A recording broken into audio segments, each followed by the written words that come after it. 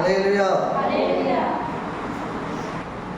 ఈ సంపూర్ణ రాత్రి అమావాస్య గుడిలో దేవుడు మనం ప్రేమించి మాట్లాడుతున్న మనుషులు ఏంటంటే వ్యర్థమైన ప్రయాస, వ్యర్థం కాని ప్రయాస. వ్యర్థమైన ప్రయాస ఏంటంటే ఈ లోకము కొరకు మనం ఎంత ప్రయాసపడినా ఈ లోకాన్ని విడిచిపెట్టి వెళ్ళిపోవాలి. అది ఆస్తి కావచ్చు, అంతస్తు కావచ్చు, గృహం కావచ్చు, ఏదైనా కావచ్చు, వ్యాపారం కావచ్చు. దేవుడు ఎప్పుడు పిలిస్తే అప్పుడు వెళ్ళిపోవాలి కాబట్టి, దాన్ని విడిచిపెట్టి వెళ్ళిపోవాలి కాబట్టి ఈ లోక ప్రయాస కూడా వ్యర్థం మనగా చెప్పారు. అలాగే మనుషుల కోసం ప్రయాసపడడం కూడా వ్యర్థమే. మనుషుల కోసం అది రక్త సంబంధికులు కావచ్చు, సొంత బిడ్డలే కావచ్చు, అన్నదమ్ములు కావచ్చు, అక్కచెల్లెలు కావచ్చు, ఎవరి కోసం నువ్వు ప్రయాసపడినా ఒక దినము వారికి నచ్చిన పని నువ్వు చేసినా, నీకు నచ్చిన పని వారు చేసినా ఆ బంధుత్వం అక్కడే విడిచిపెట్టి వెళ్ళిపోవచ్చు వస్తుంది. వెళ్ళిపోమా. ఆ బాంధవ్యాల ప్రయాస కూడా వ్యర్థమే. ఇంకా కన్నబిడ్డల కోసం ప్రయాసపడడం కూడా వ్యర్థమే. అయితే కన్నబిడ్డలు దేవుడు ఇచ్చినప్పుడు వాళ్ళని పెంచాలి, సంరక్షించాలి, అభివృద్ధిలో తీసుకురావాలి. ఎంతవరకు పెంచాలో, ఎంతవరకు ప్రయాసపడాలో అంతవరకే ప్రయాసపడాలి. వాళ్ళ కోసం కూడా జీవితకాలం అంతా కూడా ప్రయాసపడకూడదు. కొంతమంది ఏం చేస్తారంటే పిల్లలు చిన్నతనం నుంచి పెంచుతారు, వివాహాల వయసుకు వస్తారు, వివాహములు చేస్తారు, తర్వాత వాళ్ళ పిల్లల కార్యక్రమాలు చేస్తారు, మనవాళ్ళ కార్యక్రమాలు చేస్తారు. జీవితకాలం అంతా కూడా ఇక వాళ్ళ పిల్లల కోసమే పడతారు, పిల్లల కోసం కూడా ప్రయాసపడతారు. ఆ ప్రయాస వ్యర్థమా కాదా? ఓకే, పిల్లల్ని పెంచుతాం, ప్రయాసపడతాం, అభివృద్ధిలో తీసుకొస్తాం. ఒక దినం వాళ్ళ ఉద్యోగాలు వచ్చి ఆయా ప్రాంతాల దేశాలు వెళ్ళిపోతారు. మన కష్టకాలంలో ఆదుకుంటారా? చూడడానికి వస్తారా? రారండి. ఎక్కడి వారు అక్కడే ఉండిపోతారు. ఇప్పుడు ప్రయాస అర్థమే కదా.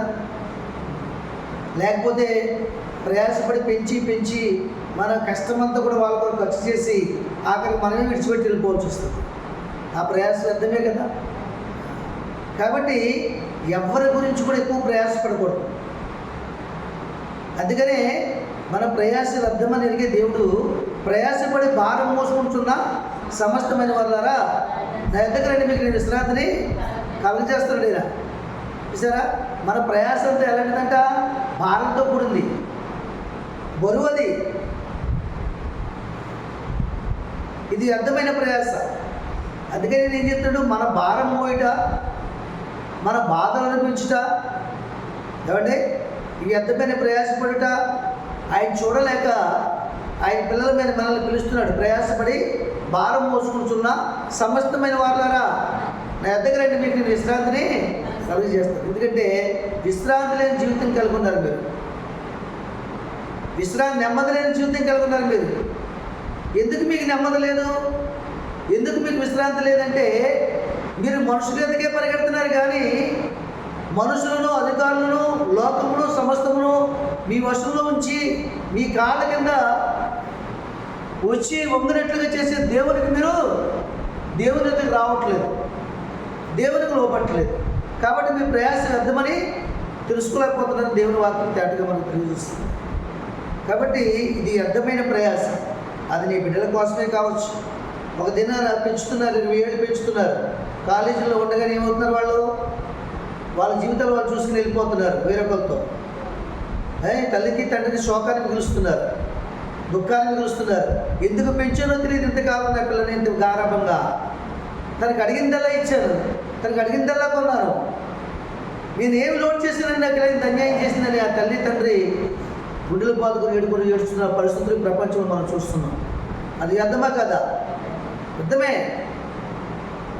చూడండి, చాలామంది గృహాలు కట్టుకుంటారు రోడ్ల పక్కన. మెయిన్ రోడ్ల పక్కన అయితే బాగా ఉంటుంది, సెంటర్లో చాలా బాగుంటుంది, అన్ని దగ్గర ఉంటాయి. బస్సు దిగి ఇంట్లోకి వస్తాం, ఇంట్లోంచి వెళ్ళి బస్సు ఎక్కుతాం, చాలా సౌకర్యంగా ఉంటుంది. రోడ్ల పక్కన ఇల్లు కట్టుకుంటారు, చాలా అందంగా కట్టుకుంటారు, టైల్స్ వేసి రకరకాల నచ్చిన రీతిలో కట్టుకుంటారు. కానీ ఒక దినం రోడ్డు అవసరం అయ్యి వెడల్పు చేయడానికి ప్రభుత్వం వారు వచ్చి ఆ ఇళ్ళన్నీ కొలగొట్టేసి 10 కిలోమీటర్ల దూరంలో స్థలం ఇస్తారు వాళ్ళకి. ఆ ప్రయాసం వ్యర్థమా కదా? వ్యర్థమే. కాబట్టి ఏదైనా చేసేటప్పుడు మనం స్థిరంగా ఉండాలని, మనది వేరొకరు దొంగిలించకూడదని, మనం ఆ స్థలం నుంచి కదిలింపబడకూడదని ఒక స్థిరమైన ఆలోచన కలిగి దేవుని దగ్గర అడిగి తెలుసుకుని ఆ పని మనం సంపూర్ణతను తీసుకురావాలి. అప్పుడు దేవుడు దాన్ని స్థిరపరుస్తాడు. ఆమేన్. ఇదంతా కూడా వ్యర్థమైన ప్రయాసం. వ్యర్థం కాని ప్రయాసం ఉంది. వ్యర్థం కాని ప్రయాసం ఏంటంటే దేవుని నిమిత్తం నువ్వు వేరు చేసిన వ్యర్థం కాని ప్రయాసం. నీ భక్తి వ్యర్థం కాదు, నీ విశ్వాసం వ్యర్థం కాదు, నీ నమ్మకం వ్యర్థం కాదు, నీ సమర్పణ వ్యర్థం కాదు, నీ నిరీక్షణ వ్యర్థం కాదు. ఏమ్మా, నీ నిరీక్షణ వ్యర్థం కాదు. ఇంకా ప్రభువునందు నీ ప్రయాస వ్యర్థం కాదు. అది ఏదైనా కావచ్చు. నువ్వు ధనం ఇవ్వడం వ్యర్థం కాదు. తిరిగి దేవుడు రెట్టింపు నీకు ఇస్తాడు. సమయం ఇస్తే దీర్ఘాయుష్ని ఇస్తుంది సమయం. అవునా కదండి? దేహాన్ని ఇస్తే ఆయన ఆనందం మలుచుకుని నీ నామము ఘనపరచబడినట్లుగా, ఆయన నామం మహిమపరచబడినట్టుగా నిన్ను వాడుకుని ఈ ప్రపంచంలో ఒక దీపం వలె నిన్ను చూపిస్తాడు దేవుడు. దేవుని స్తోత్రం. కనుక వ్యర్థం కాని ప్రయాసం ఏంటంటే ప్రభువునందు దేవుని యందు నువ్వు వేరు చేసినా అవి వ్యర్థం కాదు. అబ్రహాము దేవుని మాటకు లోబడ్డాడు. ఈ వ్యర్థమైనటువంటి ఆస్తిని, అంతస్తుని, వ్యాపారాన్ని, తల్లిదండ్రులను, బంధువులందరినీ విడిచిపెట్టి వచ్చాడు. ఆయన జీవితం వ్యర్థమైందా? చెప్పండి. ఏమైంది? ఆయన జీవితం ఏమైంది? ఆశీర్వాదకరంగా మార్చబడింది. నీతిమంతుడు తండ్రిగా మార్చబడ్డాడు. అవునా కదండి? ఎడారి భూమిలోకి వచ్చాడు. ఏమీ అక్కడికి వచ్చాడు. కట్టుబట్టలతో వచ్చాడు. కానీ ఆ ప్రాంతంలో ఉన్నటువంటి ధనవంతులందరికంటే గొప్ప ధనవంతుడిగా చేశారు దేవుడు. కారణం ఏంటి? ఆయన మాటి కొరకు ప్రయాసపడ్డాడు. ఆయన ఎక్కడికి వెళ్ళాలో తెలియదు, ఏ దేశం వెళ్ళాలో తెలియదు. నేను చూపించే దేశానికి వెళ్ళమన్నాడు. ఆ మాట ఎందుకు నిరీక్షణ కలిగి వెళ్ళాడు ఆయన. ఒక దినము అబ్రహామును చూసి అసహించుకున్న వారందరూ కూడా, అబ్రహామును చూసి అసహించుకున్న వారందరూ కూడా ఏం చేశారట? ఇస్సాకు పిల్లని ఇవ్వడానికి పోటీ పడ్డారంటే ధనవంతులందరూ. అక్కడ గొప్ప గొప్ప ధనవంతులందరూ కూడా మా అమ్మాయిని ఇస్తాం మీ అబ్బాయికి, మా అమ్మాయిని ఇస్తాం మీ అబ్బాయికి. అంటే ఎంత అభివృద్ధి చేశాడు చూడండి దేవుడు. వాళ్ళకున్న ఆస్తుల కంటే 7 రెట్లు ఎక్కువ చేశాడు అబ్రహాము. దేవుని స్తోత్రం. ఎందుకో తెలుసా? ప్రభువు నోటి నుంచి వచ్చిన మాట కొరకు ప్రయాసపడ్డాడు కాబట్టి ఆయన ప్రయాస వ్యర్థం కాదు. ఆమేన్. ఆయన నమ్మి ప్రేమతో, బంధుత్వంతో ఆ బంధుత్వాన్ని విడిచిపెట్టాక లోతు వచ్చాడు. లోతును కూడా దేవుడు ఆశీర్వదించాడు. ఎంతగా ఆశీర్వదించాడంటే వాళ్ళిద్దరిని, వాళ్ళ గొర్రెల కాపరులు మందలు మరి సమకూర్చడానికి, మంద కట్టడానికి స్థలము లేనంత అంత ఎక్కువగా ఆశీర్వదించాడు వారు. దేవుని స్తోత్రం. కాబట్టి ప్రభువునందు మీ ప్రయాస వ్యర్థం కదా.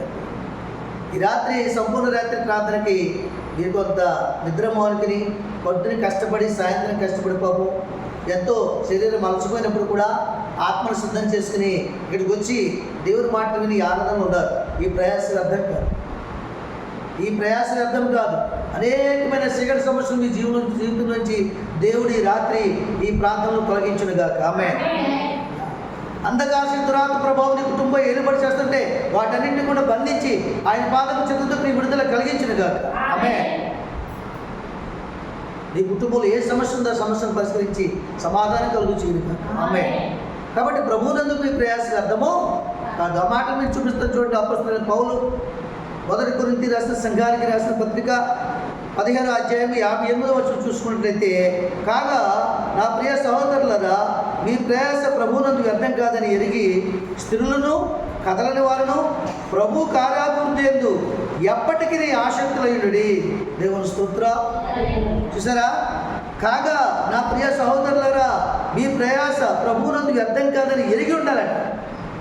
మీరు ఎరిగి ఉన్నారు కాబట్టి ఆరాధనకి వెళ్ళడం వ్యర్థము కాదు, ఆరాధనలో గడపడం వ్యర్థము కాదు, ఆయన మాట వినడం వ్యర్థము కాదు. ఆయన మనకు సంతోషకరమైనవి, మాకు నెమ్మది కలిగించేవి, మా బాధల నుంచి తొలగించేవి, మాకు జీవమునిచ్చేవి, మాకు బ్రతుకునిచ్చేవి, మా సమస్యలు పరిష్కరించేవి, మమ్మల్ని అభివృద్ధి చేసేవని గుర్తెరిగి మీరు వ్యర్థం కాదని ఎరిగినారు కాబట్టి రాత్రి ఈ సంపూర్ణ రాత్రి ప్రార్థన రాగలిగారు. దేవుని స్తోత్రం. కాబట్టి ఎరిగి స్త్రీలను, కదలని వారును ఎలా ఉండాలంటే మీరు ఇలా కొన్నాళ్ళు ఆసక్తిగా ఉంటే తర్వాత మానేయడం కాదు, స్త్రీలై ఉండాలట.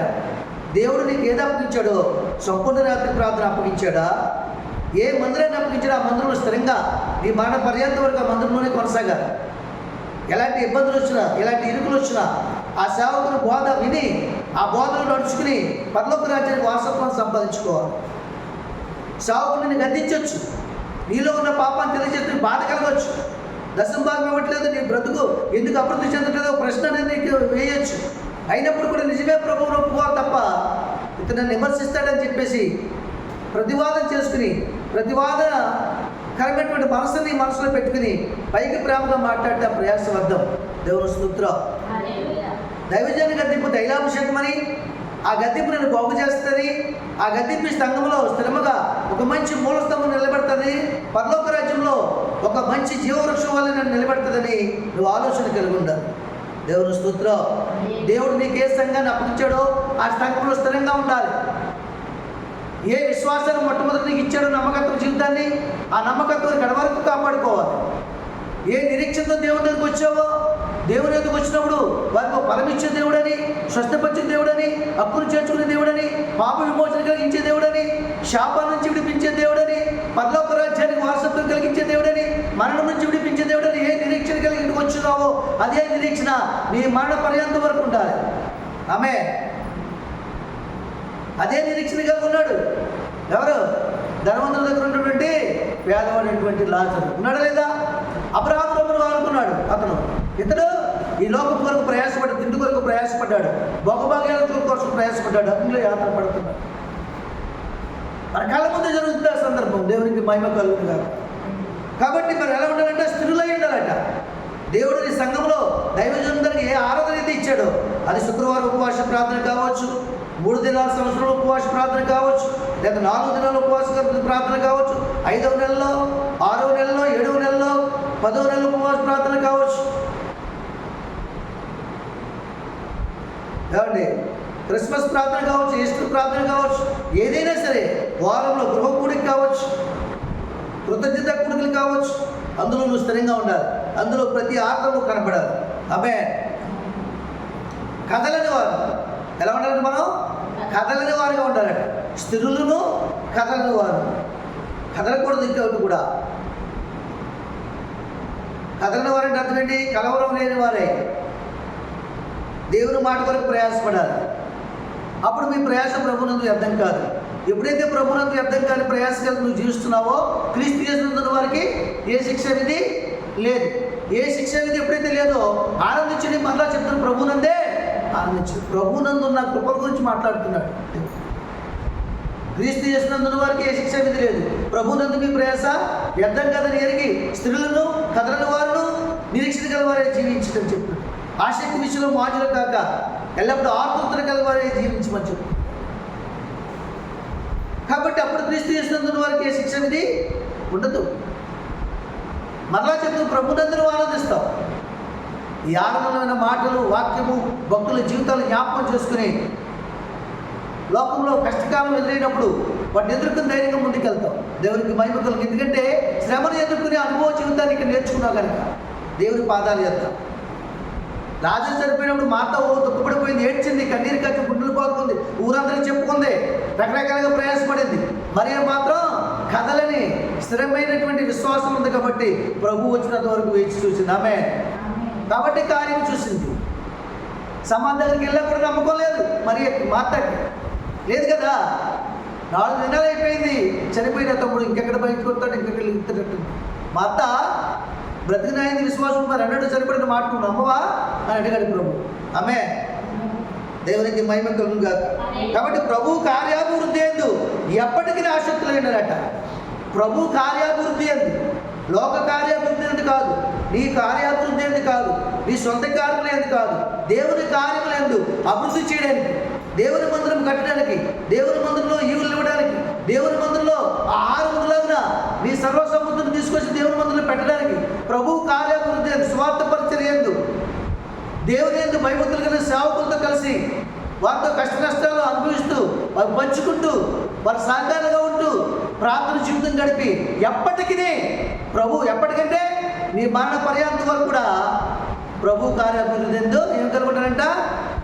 ఏం కలుగుంటారమ్మా? ఎప్పటికీ ఆసక్తులై ఉండి, ఎప్పటికీ ఆసక్తులై ఉండాలట. దేవునికి మహిమ కలుగును గాక. ప్రభు మాట విని ప్రభు మాట యందు ఆసక్తి కలిగిన ఒక వ్యక్తిని మీకు చూపిస్తారు. అతని జీవితంలో ఏం జరిగిందో, అంతకుముందు అతని ప్రయాసం ఎలా కొనసాగిందో, ప్రభు మాట్లాడిన తర్వాత అతని ప్రయాసకి ఫలితం ఎలా వచ్చిందో మీకు చూపిస్తారు. చూడండి ఇక్కడ లూకా సువార్త 5వ అధ్యాయం మొట్టమొదటి నుంచి చదువుతాను. బైబిల్ ప్రతి ఒక్కరు చూడండి, గమనించిన వాక్యం. జనసమూహం దేవుని వాక్యం వినుచు ఆయన మీద పడుచుండగా ఆయన గెన్నేసరతు సరస్సు తీరమున నిలిచి ఆ సరస్సు తీరమునున్న 2 దోణులను చూచెను. జాలర్లు వాటి నుండి దిగి తమ వలలు కలుగుచుండిరి. ఆయన దోణిలో సీమోనుదైన ఒక దోణి ఎక్కి దరి నుండి కొంచెము త్రోయమని అతనిని అడిగి కూర్చుండి దోణిలో నుండి జనసమూహముకు బోధించుచుండెను. ఆయన బోధించుట చాలించిన తర్వాత, నీవు దోణిను లోతుకు నడిపించి చేపల పట్టుకు మీ మొలలు వేయడని సీమోనుతో చెప్పగా, సీమోను, ఏలినవాడా, రాత్రంతా మేము ప్రయాసపడుతుంది కానీ మాకేమీ దొరకలేదు. అయినను నీ మాట చొప్పున వలలు వేతుమని ఆయనతో చెప్పింది. వారు అలాగూ చేసి విస్తారమైన చేపలు పట్టింది. అందుచేత వారి వలలు పిగిలిపోచుండగా వారు వేరొక దూరంలో ఉన్న తమ పాలు వారు వచ్చి తమకు సహాయం చేయవాలని వారు సంజనం చేసింది. వారు వచ్చి 2 దినాలు మునుగునట్లు నింపిరి. దేవునికి మహిమ కలుగుగా. చూసారా, ఈ సందర్భం ఎక్కడ జరుగుతుంది? పేతురు యేసు ప్రభు జనసమూహం మధ్య జరుగుతుంది. జనసమూహం దగ్గరట యేసు ప్రభు వారు వాక్యము చెప్తున్నారట. అనేక మంది జనసమూహం వాక్యం వినుచున్నారట. వినుచుండగా అయితే చాలామంది ఎలా ఉన్నారు? ఆ యొక్క సరస్సు ఒడ్డున విని నిలబడి వాక్యం పెట్టినారు. వాళ్ళ మధ్యలో ఉండి వాక్యం చెప్తాడు ప్రభు. అది అంతగా ఆయనకి మంచిగా అనిపించినప్పుడు సరస్సు వైపు చూసినప్పుడట 2 దోణులు కనబడ్డాయి. ఆయనకి 2 దోణులు కనబడేటండి. అందులో వాళ్ళు ఏం చేస్తారంట, ఆ దోణులను ఒడ్డుకు తీసుకొచ్చి తమ వలలు పడుకుంటారంట. కానీ ఒక్క చేప కూడా పడినట్టుగా ఆయన కనబడలేదు. పడుకుంటున్నప్పుడు వీళ్ళ ప్రయాసం వ్యర్థమైపోయిందని గమనించి అప్పుడట ఆయన దోణిలో సీమోనుదైన ఒక దోణి ఎక్కి దరి నుండి కొంచెం త్రోయమని అతనిని అడిగి కూర్చుండి ఆ దోణిలో నుండి జనసమూహం బోధించుండు. సరే, ఎవరి దోణి ఎక్కడైనా సీమోను దోణికి ఆ దరి నుంచి కొంచెం అవతలకి తోయమని చెప్పాడు. ఎందుకు చెప్పాడంటే జనసమూహం ఎక్కడ ఉన్నారు? సరస్సు దరిన ఒడ్డున నిలవబడి ఉన్నారు. వారికి ఎదురుగా నిలబడి దోణిలో ఉండి ప్రభు వాక్యం చెప్పాలని ఆశ కలిగిన సీమోను దోణిని ఎంచుకున్నాడు. దేవుని స్తోత్రం. ఆ రాత్రి అంతా ప్రయాసపడింది, నిరాశతో ఉన్నది ఎవరు? సీమోనే. కాబట్టి ఆ దోణిని ఎంచుకున్నాడు. ఎంచుకుని కొంచెం దరికి తీసుకెళ్ళి లోపల తీసుకెళ్ళి చెప్పినప్పుడు ఆయన లోపల తీసుకెళ్ళినప్పుడు ఆ దోణి మీద ఉన్నట్ట దేవుని వాక్యం బోధిస్తున్నాడు. దేవుని స్తోత్రం. దేవుని వాక్యం బోధిస్తున్నప్పుడు ప్రభు తేటగా జనులు కనబడుతున్నారు. జనులు తేటగా దేవుని మాటలు వినబడుతున్నాయి. వాళ్ళ హృదయంలో చేర్చుకుంటున్నారు. వాళ్ళ బాధలు తొలగిపోతున్నాయి. వాళ్ళ సమస్యలు పరిష్కరింపబడుతున్నాయి. వారికి రోగములు కుదుటి పడుతున్నాయి. దేవుని స్తోత్రం.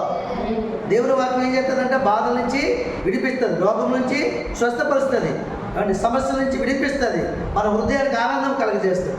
అట్టి ఆనందంతో వారందరూ కూడా సంతోషభరితులయ్యారు. ఆ తర్వాత మరి ఈ దోణి ఎక్కి ఆయన కార్యం జరిగించాడు కాబట్టి ఈ దోణి యజమానికి దోణికి కూడా న్యాయం చేయాలని ప్రభు ఏం చెప్పాడంట, నువ్వు దోణిని లోతుకు నడిపించి చేపలు పట్టుకు మీ వలలు వేయడానికి సీమోనుతో చెప్పగా, మీరు దోణిని లోపలికి నడిపించు, అప్పుడు వలలు వేయి, అప్పుడు నువ్వు చేపలు పట్టని చెప్తున్నాడంట. ఈ రాత్రంతా ఈయనేం చేశాడు? అప్పుడు ఏమన్నాడు ఈయన, ఏ సీమోను ఏలినవాడా, రాత్రంతా మేము ప్రయాసపడతాం కానీ మాకేమీ దొరకలేదు. అయినా నేను మాట చెప్పున వలలు వేసుకుని ఆయనతో చెప్పాను. సరే, ఏమన్నాడు ఈయన, ప్రభు కొంచెం లోతుకెళ్ళి మీ వలలు వేయండి, మీరు చేపలు పడతారంటే, ఏలినవాడా రాత్రంతా ప్రయాసం పడతాం కానీ ఒక్క చేప కూడా మాకు దొరకలేదు. అయినను నీ మాట చెప్పినా నేను వలలు వేస్తానని చెప్పి చెప్పాను. దేవుని స్తోత్రం. రాత్రంతా కూడా ఈ చేప దొరకపోవడానికి కారణం ఏంటి? ప్రభు సందులో ప్రభువుని అడిగి వేటకెళ్ళలేదు. ఆయన నాకు నేను వేటగాడిని కదా, నేను చేపలు పట్టి జాలను కదా, అది నాకు వెనక పెట్టి విద్య కదా, ఎక్కడికి వెళ్ళి వేటాడితే నాకు చేపలు దొరికితే తెలుసు కదా సముద్రంలో. కాబట్టి నేను నా ప్రయాసంతో నేను సంపాదించుకోగలని చెప్పేసి సొంత ఆలోచనతో బయలుదేరాడు. రాత్రంతా కూడా ప్రయాసపడ్డాడు కానీ ఏమి కూడా దొరకలేదు. రాత్రనగా ఏంటమ్మా? రాత్రనగా చీకటి అనగా లోకం అనగా పాపం. లోకానుసారంగా ఆలోచన చేసేది తప్ప దేవుని దగ్గర ఆలోచన చేయలేదు. కాబట్టి ఆ విషయాన్ని గుర్తిరిగే ప్రభు అతని విశ్వాసాన్ని బలపరచాలని, అతని ప్రయాసం అర్థం కాకూడదని, ప్రభువునందుంటే ప్రభు దోణలో ఉంటే ఎలాంటి ఫలితాన్ని చూడగలడు. దోణనగా జీవితం యేసుక్రీస్తు మన జీవితంలో ఉండి ఆయన ఏది చేయమంటే చేయాలి మనం. అప్పుడు మనం అభివృద్ధి చూడగలం. దేవుని స్తోత్రం. ప్రభు దగ్గర అడిగానే పని ప్రారంభించాలి. ఇల్లు కట్టాలన్నా, పెళ్లి చేయాలన్నా, చదివించాలన్నా పిల్లల్ని, ఏమండి ఒక దగ్గరికి వెళ్ళి అప్పు చేయాలన్నా ఎందుకు నిమిత్తం చేస్తున్నావో ఆ అప్పు తీర్చమని ప్రభుని అడిగి, ప్రభు తీసుకోమంటే తీసుకోలేదు మానే, లేదా అప్పు వాళ్ళని ఆస్తంతా కాజేస్తారు అవుతున్నాడు. దేవుని స్తోత్రం. నీకు నిద్ర ఉండదు. ఇల్లు కట్టుకుని కానీ ఇంట్లో నిద్రపోయినావు, అప్పుల నుంచి బయటకు పిలిచేస్తుంటారు నిద్రపోయే సమయంలో. దేవుని స్తోత్రం. కాబట్టి ఆయన అంటున్నాడు కదా, ఆయన నీ మాట చెప్పును నేను వలలో వేస్తాను. దేవుని మాట చెప్పున అంటే ప్రభువునందు విశ్వాసంతో మాట చెప్తున్నాడు. ఆయనని నీ మాట చెప్పున వలలు వేస్తాను. ఎందుకంటే నీ మాట వల్ల గిన్నెసరితో ఉన్న వాళ్ళు నెమ్మది పొందుకున్నారు, సంతోషంతో పొందుకున్నారు, సమస్యల నుంచి విడిపించబడ్డారు. వారు మేము ఒడ్డుకి వెళ్ళినప్పుడు వారి మొక్కలు ఒకలాగా ఉన్నాయి. ఇప్పుడు నా దూరంలోకి వచ్చి నువ్వు మాట్లాడిన తర్వాత వారి ముఖంలో తేజలుతున్నాయి, సంతోషంతో కనబడుతున్నాయి, ఆనందంతో కనబడుతున్నాయి. కాబట్టి నీ మాటలు ఆనందం ఉంది, సంతోషం ఉంది, ఫలభరితమైనటువంటి పరిస్థితులు ఉన్నాయి. కాబట్టి నీ మాట చెప్పు నేను వలలు వేస్తాను ప్రభు అని. అక్కడ ప్రభు మాట చెప్పిన ఆయన ఏం చేశాడంట? వరలాగా చేసి విస్తారమైన చేపలు పట్టి చూసారా? అలా చేసి ఏం చేశారు? విస్తారమైన చేపలు పట్టిన తర్వాత ఈ దోణి నిండిపోయింది, ఈ 2 దోణులు నిండిపోయి అయినను చేపలు ఇంకా వస్తూనే ఉన్నాయి. అప్పుడు ఆ పక్కన ఇంకా 2-3 దోణులు వాళ్ళు పక్క నుంచి వెళ్తుంటే వాళ్ళ సైకిల్ చేశారట. మీరు రండి ఆ ఖాళీ దోణులు పట్టండి, మేము నింపుతామని చెప్పి దేవునికి మహిమ కలుగుతా. ఎప్పుడైనా సరే దీనికి అర్థం ఏంటంటే, యేసు నీలో ఉంటే, యేసు నందు నీవు ఉంటే, నీ దోణి అనే జీవితం అయి ఉంటే నీ అభివృద్ధి ఇంత అంతా కాదు. ఇక నువ్వు అప్పులతో ఉండకూడదు. ప్రభు నందు లేకపోవడం వల్లే, ప్రభు కార్యాభివృద్ధి నిలిచి లేకపోవడం వల్లే, ఆసక్తి లేకపోవడం వల్ల నువ్వు అభివృద్ధిని చూడలేకపోతున్నావు. ఇచ్చుట్లో ఆసక్తికి ఇవ్వాలి, సంతోషంగా ఇవ్వాలి. ఆరాధనకు వచ్చినప్పుడు సంతోషంగా రావాలి. ఆరాధన అయిన తర్వాత వెళ్ళేటప్పుడు ఇంకా బహు సంతోషంగా వెళ్ళాలి. ఆయన మాటలు సంతోషాన్ని ఇస్తాయి, ఆనందాన్ని ఇస్తాయి. యువమైన మాటలు నేను తేలిక చేస్తాయి, నీ బరువును దించుతాయి, నీ రోగాన్ని కుదిరిపరుస్తాయి. వెళ్ళేటప్పుడు ఇంకా సంతోషంగా వెళ్ళాలి. కాబట్టి ఎప్పుడైతే ఈ అభివృద్ధిని చూశాడో ఇది ఏం చేస్తున్నాడు? పక్క వారికి అభివృద్ధిని చూపించి పంచుతున్నాడు. చప్పట్లు కూడా దేవుని మహిమపరచాలి. నువ్వు ఎలా ఉండాలంటే, దేవుని బిడ్డమైన నీవు యేసు నీయందుంటే, యేసునందు నువ్వుంటే ఎవరిని ఇంటికి వచ్చి చేయమడిగినా వారికి ఇవ్వగలిగే సామర్థ్యం కలిగి ఉండాలి. ఏదైనా కావచ్చు, రైస్ కావచ్చు, డబ్బు కావచ్చు, ఏదైనా కావచ్చు, ఏదైనా సహాయం కావచ్చు, ఒక వస్తువు కావచ్చు, ఏదైనా సరే లేదు అనుకుంటే నీ ఇంట్లో అన్ని కలిగి ఉండాలి. నీ వానంతా నింపబడాలి, నీ దోనంతా నింపబడాలి, నీ జీవితం సమృద్ధిగా ఉండాలి. ఆకాశ పక్షులు చూడండి, విత్తము, కోయము, కొట్టలో కూర్చుకోరవు, వాటిని పెంచుతున్నాను సమృద్ధిగా. నేను వాటికంటే మీరు శ్రేష్ఠులు కదా. నా బిడ్డలైనా మీకు సమృద్ధిగా ఇవ్వలేనా? ఇవ్వలేదైనా మీ బిడ్డలకు మీరు సమృద్ధిగా ఇవ్వట్లేదా? ఏది కావాలన్నా ఇవ్వట్లేదా? వాళ్ళు అడిగిన దానికంటే ఎక్కువ ఇస్తున్నాం కదా. మనుషుల మీద మనం ఆరాధించినప్పుడు సర్వశక్తి గల దేవుడు ఆయన బిడ్డలు మనిపించుకోవడానికి యోగ్యత లేకపోయినప్పుడు కూడా యోగ్యత తానే కలిగించి, తానే అర్పణైపోయి, తానే మన పాపములు శాపములు విమోచన కలిగించి ఆయన బిడ్డలుగా నామకరణం ధరింపచేసి మనల్ని పెంచి పోషించిన ఆసక్తి కలిగి ఉండాలి. తుదకు ప్రభు యొక్క కార్యములందు ఏం కలిగి ఉండాలి? ఆసక్తి కలిగి ఉండాలి. కార్యాభివృద్ధిలో ఆసక్తి కలిగి ఉండాలి. అప్పుడు నువ్వు అభివృద్ధిని చూస్తావు. ఆయన కార్యాలు చూడు, అభివృద్ధి చేయాలి. నువ్వు దేవుని కార్యాన్ని. మందిరంలో ఏదైతే అభివృద్ధి లేదని ఆగిపోయిందో దాన్ని అభివృద్ధి చేయాలి. ప్రతి ఫంక్షన్లకు పై చేయండి, ముందు చేయండి, ముందు చేయకూడదు. దేవుని స్తోత్రం. కనుక దేవుని సుందరం ఆయన చెప్తుంది కదా, ఆయన ఏం చెప్తున్నట, ఈయన ధోరణులు నిండిపోయి పక్కన వారు పిలుస్తున్నాడంట, నా మేలుతో మీకు కూడా నింపుతాను రండి, ఎందుకంటే ఇంక మరలా సముద్రంలోకి వెళ్ళిపోతుంది, నాకు అర్థమే మీకు అని చెప్పి పిలుస్తున్నాడంట. నీ పక్క వారిని అభివృద్ధిని చూసి నీ దేవుని దగ్గర రావాలి. ఆ దేవుడు నమ్ముకుంత జీవితం బాగుంది, ఆ దేవుడు నమ్ముకుంత రోగం విడిపింపబడింది, ఆ దేవుడు నమ్ముకుంత వాళ్ళ అప్పులు తీరిపోయి, ఆ దేవుడు నమ్ముకుంత వాళ్ళు ఇల్లు కట్టుకున్నారు, ఆ దేవుడు నమ్ముకుంత పిల్లలు పెళ్లి చేసుకుందామే, ఆ దేవుడు నమ్ముకుంత పాపాన్ని విడిచిపెట్టింది, ఆ దేవుడు నమ్ముకుంత అబద్ధం మానేసింది, ఆ దేవుడు నమ్ముకుంత చేసి ప్రార్థన చేస్తే అనే కార్యములు చూడగలుగుతున్నామని గొప్ప సాక్షులు కనపరచాలి. నీలో ఉన్న అభివృద్ధిని చూపించాలి. వారు నువ్వు పిలవాలి. నీ తండ్రి అయిన దేవుని దగ్గరికి, నీకు అభివృద్ధి పొందుకున్న దగ్గర నువ్వు పిలవాలి. సేమలు చూడండి, ఎక్కడైనా చిన్న ఆహారం దొరుకుతుంటే ఒక సేమల్ని 100 సేమలు చెప్తే, 100 సేమలు 1000 సేమలు చెప్తాయి, 1000 సేమలు 10,000 సేమలు చెప్తాయి, 10,000 సేమలు 1,00,000 సేమలు చెప్తాయి, 1,00,000 సేమలు 1,00,000 సేమలు చెప్తాయి. ఎంత క్రమంగా వెళ్తాయో తోసుకో, మళ్ళీ అంటే కొట్టుకోవు, తిట్టుకోవు, లైన్గా వెళ్ళి లైన్గా తెచ్చుకుంటాయి, చక్కగా తింటాయి. ఐక్యత, సోదరభావం. మీరు కూడా మనం వస్తే చాలు అనుకోకూడదు, పక్కవారిని పిలవాలి ఆరాధన. అవిశ్వాసంగా ఎవరు పోతున్నారు ఆరాధన రాకుండా, కానీ సంపూర్ణ రాత్రి ప్రార్థన వాళ్ళకి వెలుగు కలిపి వాళ్ళకి తెలియజేసి నీ సమస్యలు తీరిపోతే రమ్మని చెప్పి, దేవుడు అనేకమైన సమస్యలు తీర్చే మా జీవితంలో వచ్చిన సాక్ష్యం చెప్పి చెప్తుంటాం. కానీ రానంటే రాకపోతే ఆలస్యం, అది చెప్పడం మాత్రమే మన ఇష్టం. అది చెప్పడం వల్ల నీకు కూడా జీతం దొరుకుతుంది, దేవుడికి మహిమ కలుగుతుంది. హల్లెలూయా. నేను వాక్యం చెప్పడం వల్ల జీతం దొరకట్లేదా, నన్ను దేవుడు పెంచట్లేదా, పోషించట్లేదా? అలాగే చిన్న సువార్త చేయడం వల్ల నీకు కూడా జీతం ఇస్తాడు దేవుడు. దేవుని స్తోత్రం. హల్లెలూయా. కాబట్టి వారు ఏం చేశారంట, వారు వలలు పిగిలిపోచుండగా వారు వేరొక తోడు ఉన్న తమ పాలి వారు వచ్చి తమ సహాయం చేయాలని వారు సజ్జలు చేశారట. సరే, తమ పాలివారు వాళ్ళతో పాటు వేటాడేవారు, తోటి జాలు ఉంటారు కదా, వాళ్ళకి సహాయం చేయమని చెప్పారట. ఆ సహాయంలో కొంత ఇస్తామని చెప్పారట. ఎంత గొప్ప భాగ్యం ఇది! ఎలాగే ఇవ్వగలుగుతున్నారు వీళ్ళు అభివృద్ధి పొందబట్టే ఇవ్వగలుగుతున్నారు. కాబట్టి ప్రభువునందు మీ ప్రయాస వ్యర్థం కాదు. అతను వ్యర్థమైన ప్రయాసపడ్డాడు, రాత్రంతా ప్రయాసపడ్డాడు, ఏమీ దొరకలేదు. కానీ ప్రభు వచ్చే దూరంలో నిలిచాడు, కొంచెం దరికెళ్ళమన్నాడు. ప్రభు సువార్త చెప్పడానికి ఆ దూరం ఉపయోగపడింది కాబట్టి దూరం నింపడి దేవుడు. ప్రభు మాట చెప్పిన లోపలికి వెళ్ళాడు. లోతైన అనుభవం, లోపలికంటే లోతైన విశ్వాసం, వేరు లోపలికి ఉండాలి. ఆ చెట్టు ఎప్పుడు కూడా చక్కగా నీళ్ళు తీసుకుని అభివృద్ధి పొందుతుంది. దాని కొమ్మలు వాడిపోవు, దాని ఆకులు వడిలిపోవు, దాని ఎప్పుడు ఫలిస్తుంది. అది లోతైన అనుభవం, లోతైన విశ్వాసం, లోతైన నిరీక్షణ, భక్తుల జీవితాలు మన హృదయం ఎప్పుడు కూడా జ్ఞాపకం ఉండాలి. అలాగే మనం జీవించినప్పుడు ప్రభు మన తొదటి మహాబుద్ధి చెందించి క్రీస్తు ఇచ్చినందు మన ప్రతి అవసరం కూడా తీర్చునుగాక.